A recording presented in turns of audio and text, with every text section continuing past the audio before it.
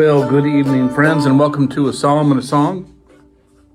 I am headed on a mission trip to Eastern Kentucky, and so I am doubtful that I'm playing any bluegrass in the mountains. But I wanted to brush up on mandolin, so I thought, well, why not? We'll share that this evening and give that a little try. I have come with my cough, which has been gone all day until we have a chance to be together. So, yay, the cough. One last time. Okay. Tonight's psalm is Psalm 47. Clap your hands, all you peoples. Shout to God with loud songs of joy. For the Lord, the Most High, is awesome, a great king over all the earth. He subdued peoples under us and nations under our feet. He chose our heritage for us, the pride of Jacob, whom he loves. God has gone up with a shout, the Lord with the sound of a trumpet. Sing praises to God, sing praises. Sing praises to our King, sing praises. For God is the King of all the earth. Sing praises with a psalm. God is king over the nations. God sits on his holy throne. The princes of the peoples gather as the people of the God of Abraham. For the shields of the earth belong to God. He is highly exalted. There you go. There's a good. Give praises to God. Go out and conquer the world. You know, I've been thinking this week, and this may be a psalm and a song just for me. And if it is, that's okay, because a lot of these are, I think. But I was thinking this week about some preachers, and this may not be a surprise to you, but I'm a big fan of preachers, and there are a lot of preachers that I like.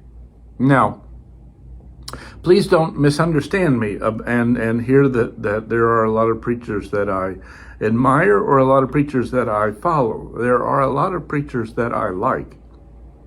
And the difference is that you were probably aware of this, that preaching is a part of my job. It's not the whole of my job. It's not all that I do, but it's certainly the most public part of what I do. And so I do now, and have for many years, take a great interest in preachers, especially preachers that preach well. Again, there's a difference between preaching well and good theology. So it's wonderful when you get the two together, but sometimes you just get a really, really good preacher preaching a message that is just fingernails on a chalkboard. And conversely, you get a preacher who will have a beautiful message, but has such a poor delivery that you realize it's hard to get that message out, right? So, it is important to me to study and to pay attention to people who I think do it well, and I hope to try and learn something from that about how I might do it.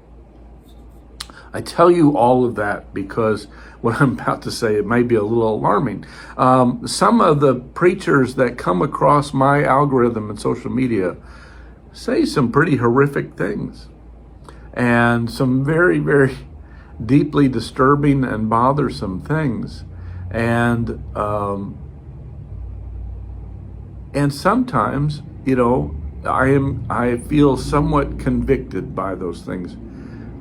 I feel somewhat convicted because often these preachers that are on my algorithm have done such a good job of building their straw man, of building their argument, that they can't tolerate one refuting that argument. They can't tolerate anyone coming across and saying, no, that's not what I believe. They have done an excellent job building their argument in such a way that if you don't believe it, not only are you wrong, but you are not a Christian, you are not a follower of Jesus Christ, you are probably doomed to hell. You're welcome, right? And so it's like, okay.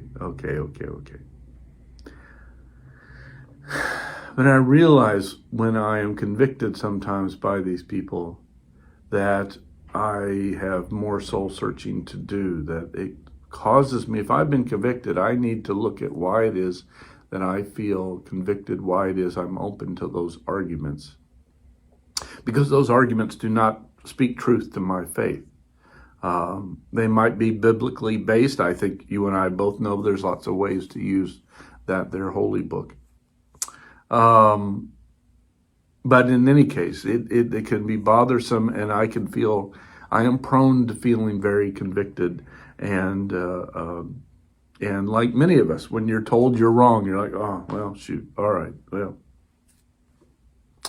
And that's not a healthy habit. And it's not a healthy habit. Me, it's not a healthy habit in you. And so I hope that we can educate ourselves about our faith, our own personal faith, our own faith journey, that we can speak to that, even if we can't talk to the algorithm, that we can speak to our own heart and say, no, what I believe is this. My truth is here. This is it. And you can hear others preach. You can hear other messages. You can hear even quality messages and still be able to stand your ground and say, this right here is what I believe, and this is how I practice my faith. That's a challenge. I mean, that's a big challenge. And one not done easily. But I hope that you feel supported in your search. I hope that you feel like you have support and someone has your back, and that you are seeking out your truth, not at the expense of someone else and their truth. Nope, that's not the way we're going to do it. But for the benefit of you.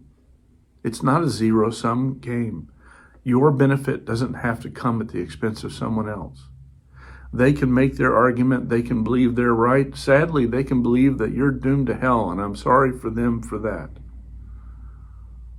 But you get to have your belief. You get to have your truth. You get to have your feelings. And I hope that you can practice what those are. And when called upon, share them. Because I have a hunch that your feelings and your truth are not going to harm someone else.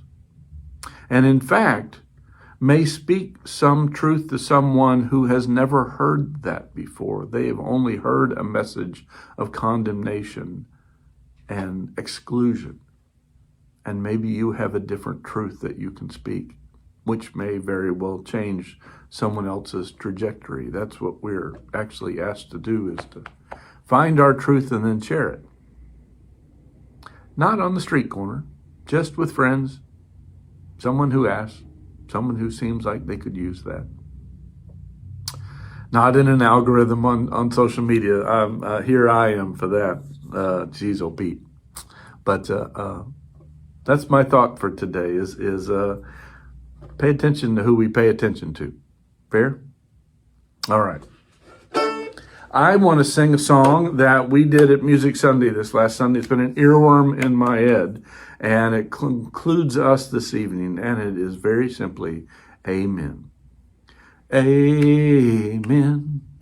Amen. Amen. Amen. Amen. Together now. Amen. Amen.